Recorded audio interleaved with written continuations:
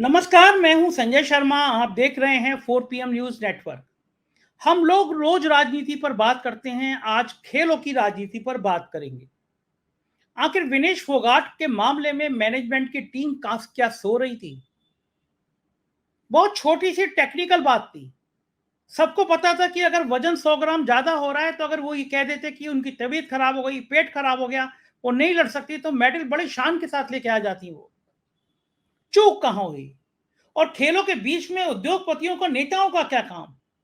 नीता अंबानी किस हैसियत के साथ ओलंपिक में एक सदस्य के रूप में गई थी? कौन है नीता अंबानी? क्या मतलब है उनका खेलों से? क्या वो साहेब की बहुत करीबी हैं? अंबानी का इस देश में योगदान इतना है कि अंबानी के चैनल दिन रात हिंदू मुसलमान का जहर उगलते रहते हैं। अंबानी देश का सबसे पैसे वाला उद्योगपति है, लेकिन इस देश के प्रति उसका योगदान यह है कि उसने एक ऐसा चैनल बनाया है तो भारत में हिंदू मुसलमान की आग लगाना चाहता है। अंबानी का योगदान यह है कि वो देश को बांटना चाहता है। और उस अंबानी की पत्नी ओलंपिक में करने क्या गई थी? क्यों खेल संघों के बीच में नेता आ जाते हैं? क्यों खेल संघों के बीच में नौकरशाह आ जाते हैं? आखिर खेलों को लेकर राजनीति क्या हो रही है? चलते हैं एक बेहतरीन पत्रकार के पास, जो आर्थिक पत्रकार हैं लेकिन राजनीतिक समझ बहुत अच्छी है। सीधे नागपुर चलते हैं और राजीव भाई से पूछ के पास चलते हैं, राजीव रंजन जी के पास चलते हैं। राजीव रंजन जी, बड़ा दुर्भाग्य है देश का। नीता अंबानी किस हैसियत के साथ गई थी? उन्होंने कौन से ओलंपिक खेले हैं? उन्हें क्या खेल का ज्ञान है, सिवाय इसके कि वो अंबानी जी की पत्नी है जिनके चैनल दिन भर हिंदू मुसलमान की आग लगाने में जुटे हुए हैं? क्या कहेंगे आप इस दुर्भाग्य पर? आपने बहुत ही अच्छा संजय जी ऑब्जर्वेशन दिया है। ये बहुत ही इस देश का दुर्भाग्य है कि बड़े बड़े खिलाड़ी इस देश में होने के बावजूद भी जब खेलों की बात आती है तो खेलों के मुख्य पदों पे आसीन जो लोग हैं वो या तो धन कुबेर हैं, या वो मसलमैन हैं, ठीक है, या फिर वो राजनीतिज्ञ हैं। ये तीन के अलावा जो है आपको ना के बराबर लोग नजर आएंगे। अभी आपने जो सवाल उठाया नीता अंबानी जी का, मैं थोड़ा सा एक प्रोसेस आपको समझा देता हूं, बता देता हूं आपके दर्शकों को 4 चैनल के माध्यम से। देखिए 2016 में इंडियन इंटरनेशनल ओलंपिक कमेटी जो है, इसके अंदर में निर्वाचन की कुछ प्रक्रियाओं को चेंज किया गया और ऐसा कहा गया कि कुछ इंडिपेंडेंट मेंबर्स को नॉमिनेट किया गया। तो उसमें प्रक्रिया ये की गई कि पहले कुछ लोगों को नॉमिनेट किया गया, वो नॉमिनेशन जो है वो एग्जीक्यूटिव बोर्ड को भेजा गया और एग्जीक्यूटिव बोर्ड ने उसमें से कुछ लोगों को छान के उनके नाम को ओके करके, जो उनका सबसे बड़ा गवर्निंग बॉडी जो है, सेशन, आईओसी सेशन बोलते हैं, Indian international Olympic committee session, उसके सामने किया और कहा कि भाई ये कुछ नॉमिनेटेड लोग हैं, इसमें से आप 8 लोगों को चुन लीजिए। तो ये 2016 में रियो द जेनेरो की जो ओलंपिक थी उसके उसके पहले ये चीज हुई। अब सवाल ये उठता है कि जब तक आपका नाम नॉमिनेट नहीं होगा तब तक तो इलेक्शन के लिए आपका नाम जाएगा नहीं, सेशन के इलेक्शन के लिए। तो सवाल ये उठता है संजय जी, मुख्य सवाल ये है कि ये नॉमिनेशन कमेटी के पास में 2016 में इंटरनेशनल ओलंपिक कमेटी की नॉमिनेशन समिति के पास में ये नाम किसने भेजा? ये किसने नॉमिनेट किया था नीता अंबानी का नाम? आप पूरा गूगल छान लीजिए, मीडिया छान लीजिए, एक स्टोरी, एक आपको न्यूज रिपोर्ट इस बात पे नहीं मिलेगी कि नीता अंबानी जी का नाम किस एवज में, कैसे नॉमिनेशन कमेटी के पास गया, इंटरनेशनल ओलंपिक कमेटी के। ना उनका नाम नॉमिनेशन कमेटी के पास जाता, ना नॉमिनेशन कमेटी एग्जीक्यूटिव काउंसिल को भेजती, ना एग्जीक्यूटिव काउंसिल आईओसी सेशन के पास भेजता चुनाव के। अब मैं तो बहुत पढ़ता हूं करके मेरे को ये चीजें मालूम है, पर 99% स्पोर्ट्स जर्नलिस्ट भी जो है, जो खेल के जो जर्नलिस्ट हैं, उनको भी इस बारे में जानकारी नहीं होगी कि किस एवज में, और किसी ने सवाल भी नहीं पूछा आज तक। भाई इंडियन प्रीमियर लीग के कितने सारे प्रेस कॉन्फ्रेंसेस होते हैं, आईएसएल जो है, जो फुटबॉल का टूर्नामेंट आज की डेट में करा रहा है, इंडियन सुपर लीग, उस पर भी नीता अंबानी रहती है, क्योंकि 65% ओनरशिप जो है रिलायंस के पास पहुंची। खैर उस पर मैं बाद में आऊंगा। पर जो मेन मुद्दा जो है, जो सवाल है, वो ये है कि नीता अंबानी जी का नाम इंटरनेशनल ओलंपिक कमेटी के नॉमिनेशन उसमें कैसे आया? जब इंडिया में एक से एक भारी दिग्गज प्लेयर हैं, तो इनमें से किसी का नाम नॉमिनेट ना करते हुए इनके नाम पे क्यों विचार किया गया? पहली चीज। दूसरी चीज, इनके पहले जो थे वो महाराजा रणधीर सिंह, जो पटियाला राजघराने से आते हैं, वो इंडिया में एक में रिप्रेजेंटेटिव थे। पर 2010 के कॉमनवेल्थ गेम के बाद में कुछ फॉल आउट्स हुए उनके और सुरेश कलमाडी के बीच में, जो प्रेसिडेंट थे उस टाइम में आयोग के, और जनरल सेक्रेटरी रणधीर सिंह थे। तो वो उन्होंने बोल दिया कि भाई मुझे अब ये वोटिंग इन सब वाले, मतलब वो आयोग से अलग हो गए, मतलब अलग हो गए इन द सेंस कि वो कमिटी के अंदर में नहीं। तो वो 3-4 साल से पोजीशन वैक्यूम पड़ा होता, वेकेंट पड़ा था। तो वहां कोई स्पोर्ट्स एडमिनिस्ट्रेटर को ना भेजते हुए इंडिया की तरफ से नाम किसका भेजा गया? नीता अंबानी जी का। तो और ये 2016 में हुआ। तो 2014 में सत्ता में कौन आया ये भी आपको पता है। तो आप ये समझ लीजिए कि मौजूदा सरकार में, मौजूदा सत्ता में जो धन कुबेर है, और खास तौर पे गुजरात से आने वाले जो धन कुबेर हैं, ये अपनी इच्छा से कुछ भी करवा सकते हैं। आप इस चीज का अंदाजा इसी चीज से लगाइए कि जब फुटबॉल चालू हुआ था, फुटबॉल की लीग, तो लीग हुआ करती थी आई लीग नाम से, ठीक है। और आई लीग के समानांतर 2014 में इंडियन सुपर लीग चालू हुआ, जिसको एशियन फुटबॉल कॉन्फेडरेशन, जो एपेक्स बॉडी है, जो पूरे एशिया के कॉन्टिनेंट में फुटबॉल को संचालित करती है, 3 साल तक उसने उसको मान्यता नहीं दी, आईएसएल को, ठीक है, इंडियन सुपर लीग को। और इंडियन सुपर लीग को कौन चला रहा था? रिलायंस। रिलायंस का 65% ओनरशिप था। आईएमजी करके एक स्पोर्ट्स मैनेजमेंट कंपनी है, वो और रिलायंस, इनका कोलैबोरेशन था। और 35% स्टेक जो था वो स्पोर्ट्स चैनल जो है स्टार स्पोर्ट्स, उसके पास में था। आईएमजी ने बाद में सारे शेयर्स रिलायंस को दे दिए। तो रिलायंस आज की डेट में आईएसएल का कर्ता धर्ता बन गया। आईएसएल का कर्ता धर्ता रिलायंस बनते से ही जो ऑल इंडिया फुटबॉल फेडरेशन द्वारा संचालित की जा रही थी आई लीग, उसको 3-4 साल में खत्म कर दिया गया, 5 साल में।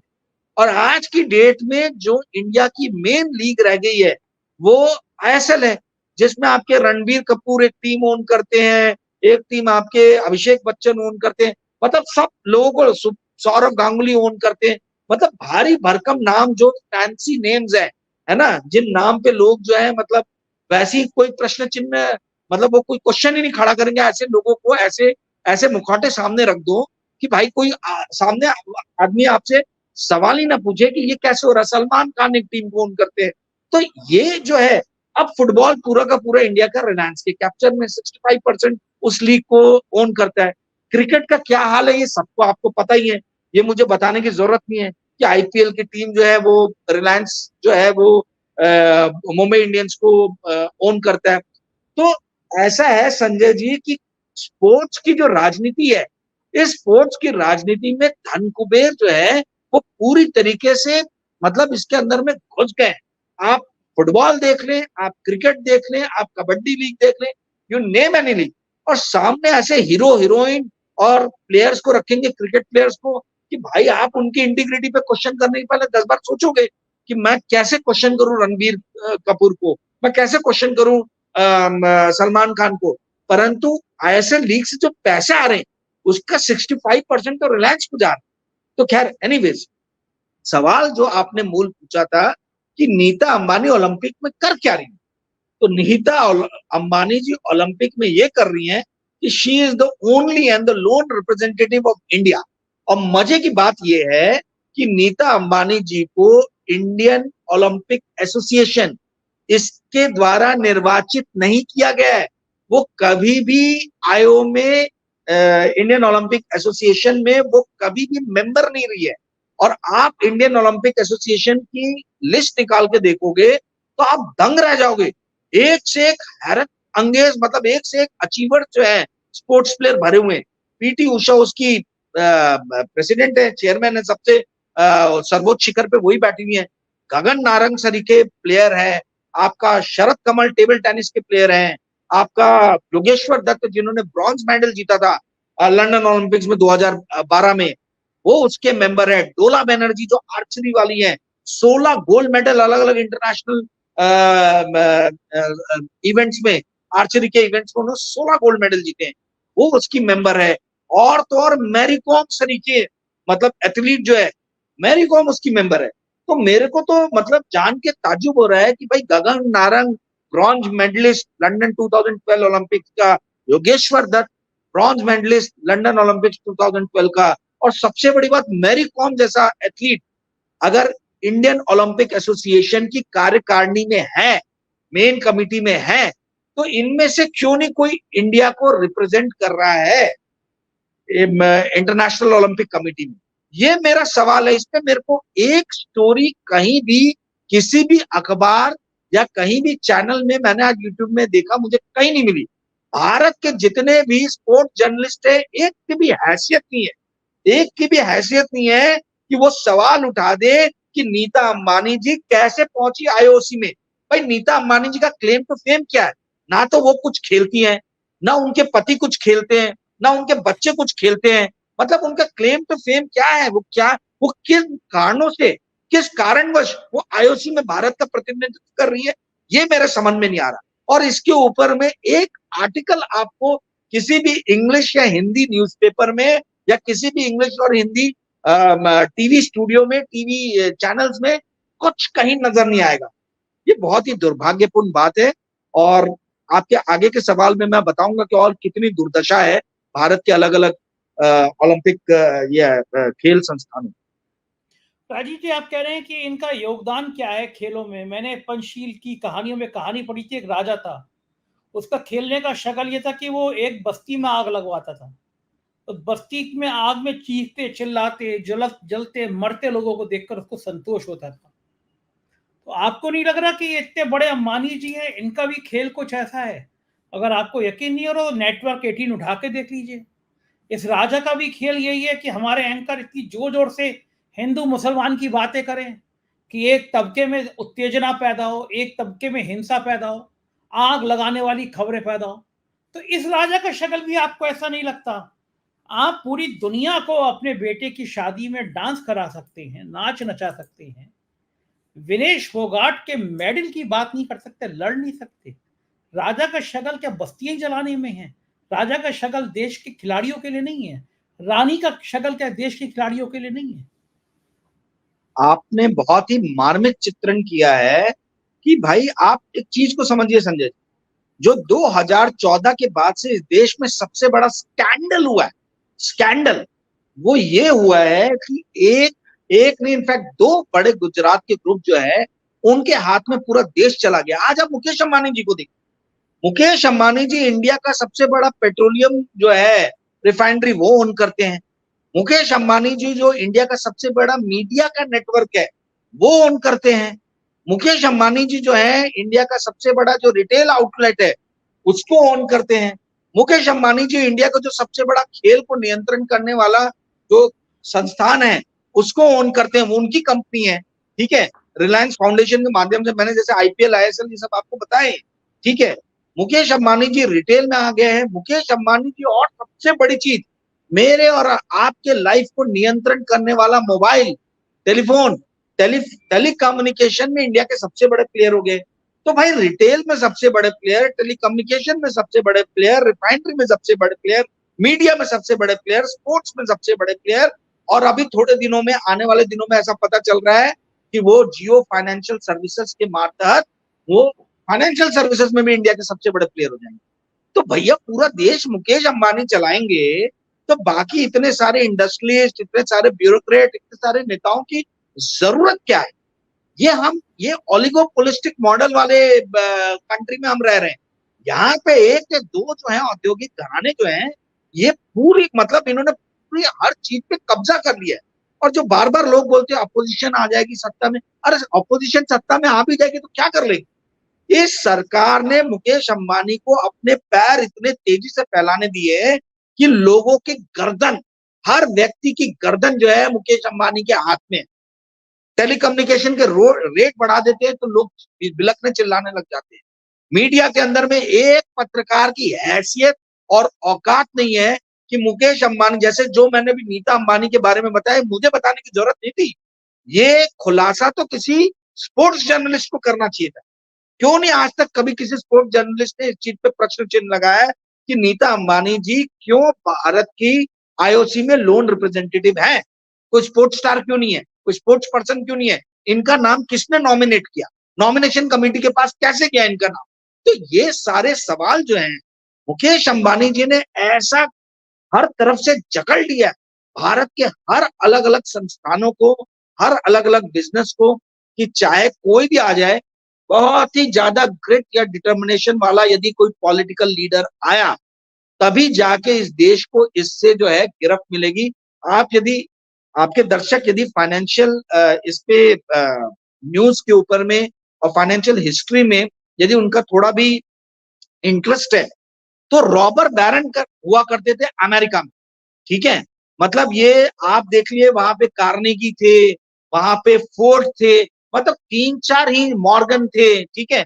ये 3-4 ही जो धन कुबेर थे वहां पे, इन लोगों का पूरी तरीके से कब्जा था। स्टील पे कार्नेगी का था, आपका ऑटोमोबाइल पे फोर्ड का था, फाइनेंशियल सर्विसेज पे मॉर्गन का था, ठीक है?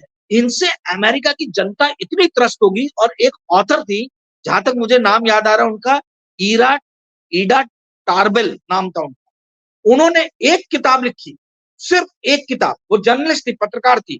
उसके बाद में जो वुड्रो विल्सन आए और उसके पहले रूजवेल्ट आए, इन्होंने पूरे के पूरे वो जो बैरन थे इनके साम्राज्य को तहस नहस कर दिया। तो ऐसा नहीं है कि इतिहास में हमारे पास में एग्जाम्पल नहीं है। अमेरिका जैसे कैपिटलिस्ट वर्ल्ड के अंदर में ये चीज हुई है, ये घटना हुई है। आप लोग गूगल करके ईडा टार्बेल की किताब देखिए, बहुत मतलब उस टाइम में जो स्टैंडर्ड ऑयल कंपनी जो थी उसका पूरे विश्व में जो ऑयल जाता था उसके 50% पे नियंत्रण था। आप सोचिए इंडिया में ही और इसलिए घातक सिचुएशन है क्योंकि इंडिया में मॉर्गन, जेपी मॉर्गन की भी जो जगह है वो मुकेश अंबानी ले रहे हैं, फाइनेंशियल सर्विसेज में आ गए। ऑयल में जो स्टैंडर्ड ऑयल करता था वो भी काम मुकेश अंबानी है, सबसे बड़े रिफाइनर है, ठीक है? फिर उसके बाद में स्टील में चलो नहीं है कार्नेगी जी, बट जो फाउंडेशन, कार्नेगी फाउंडेशन हम सब लोग जानते हैं, उसमें भी आप देखिए भैया मुकेश जी का रिलायंस फाउंडेशन जो है इतना बड़ा है जिसके द्वारा वो हर चीजों पे नियंत्रण करते हैं। तो वहां पे 4-5 रॉबर्ट बैरन थे, यहाँ पे तो एक ही आदमी जो है उसी के पास में इतनी शक्ति आ गई है कि वो अपनी उंगलियों पे सबको नचा सकता है। तो आप मतलब ये बहुत कम लोग हैं संजय जी, आपके और मेरे जैसे हैं, जो इन मुद्दों पे बात भी कर रहे हैं। बाकी किसी की हिम्मत और हैसियत नहीं है कि इस विषय के ऊपर में बात करें। जी संजय जी। बिल्कुल बिल्कुल ठीक कह रहे हैं राजीव जी। और अकेले यही नहीं, बाकी कई खेलों के फेडरेशन पर भी ऐसा ही है, या तो नेताओं का या ब्यूरोक्रेट का कब्जा है। आखिरी सवाल आपसे कि इन बाकी खेल संघों से इन लोगों का कब्जा कैसे हटे? अब आप मुझे बताइए, हेमंत बिस्वा शर्मा जी कौन से बैडमिंटन के चैंपियन है? बैडमिंटन एसोसिएशन ऑफ इंडिया के वो जो है सर्वे सर्वा बन के बैठे हुए हैं। कल्याण चौबे जिनको हराया इन्होंने, महुआ मोइत्रा ने कृष्णानगर लोकसभा सीट से, ये भी बीजेपी के मेंबर है, ठीक है? पॉलिटिशियन है। ये है भैया हमारे association, AIFF, association of Indian football federation, है ना? इसके इसके वो चेयरमैन है, करता धरता है, और वो ओलंपिक इंडियन ओलंपिक कमेटी में भी है, ठीक है? तो हाँ, मतलब मैं ऐसे कई नाम गिना सकता हूँ। अनिल जैन जो राज्यसभा मेंबर ऑफ पार्लियामेंट है बीजेपी से, वो जो है ऑल इंडिया टेनिस फेडरेशन के प्रेसिडेंट है। फिर उसके बाद में आपके नितिन नारंग है, ये पॉलिटिकल स्ट्रेटेजिस्ट है। और ये जिस्ट न्यूज करके जो है एक न्यूज ये चलाते हैं। अब जिस्ट न्यूज क्या है मुझे नहीं मालूम, ZIST, आप देख लेना, पता करना कि ये क्या है। ये चेस फेडरेशन के प्रेसिडेंट है, ठीक है? और सबसे मजेदार बात जो छुपी हुई है, जो बहुत लोगों को नहीं मालूम है, कि पीटी उषा को तो इन्होंने मुखौटा बना के सामने रखा हुआ है, इंडियन ओलंपिक कमेटी का, ये एसोसिएशन का ये बना के। पर सारे जो करता धरता है वो सीनियर वाइस प्रेसिडेंट, एक ही पोस्ट है सीनियर वाइस प्रेसिडेंट की, उनका नाम है अजय पटेल। अब ये अजय पटेल जी कौन है? ये गुजरात कोऑपरेटिव बैंक जो है, ठीक है, और मतलब गुजरात कोऑपरेटिव बैंक के जो है, ये गुजरात स्टेट कोऑपरेटिव बैंक के इसके चेयरमैन है। और अहमदाबाद कोऑपरेटिव बैंक जिसके अमित शाह किसी टाइम में चेयरमैन हुआ करते थे, उसके भी चेयरमैन है। ये बहुत क्लोज है अमित शाह के। तो मतलब इन्होंने, अमित शाह जी ने ओलंपिक की भी कमेटी को नहीं छोड़ा, यहाँ पे भी जो है अपने चहेते लोगों को जो है इन्होंने बैठा दिया हुआ है। अजय पटेल साहब जो है राइफल एसोसिएशन जो है, राइफल एसोसिएशन के अंदर में भी ये वाइस प्रेसिडेंट। मुझे ये नहीं समझ में आ रहा कि ये सब लोगों के सामने हो रहा है, खुल्लम खुल्ला हो रहा है। और स्पोर्ट जर्नलिस्ट इस देश के, खेल पत्रकार कहाँ गायब है भैया? इनको फुर्सत ही नहीं है क्रिकेट के ऊपर में लिखने से। तो ये इन सब विषयों पे क्यों नहीं लिख रहे कि ये इतने सारे जो पॉलिटिक्स, और तो और मेघना अहलावत, ये जो बीजेपी को अभी तक सपोर्ट कर रहे थे दुष्यंत चौधरी जी, इनकी वाइफ है। और मेघना अहलावत जी जो है ये टेबल टेनिस है।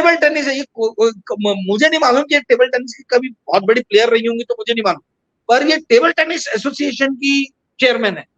तो भैया एक ब्रिजभूषण सिंह बदनाम हो गए, पर मैंने आपको कम से कम आधे दर्जन से ज्यादा लोगों के नाम गिना दिए जो ये अलग अलग स्पोर्ट्स फेडरेशन में जाके बैठे हुए हैं। ये क्या कर रहे हैं वहां पे?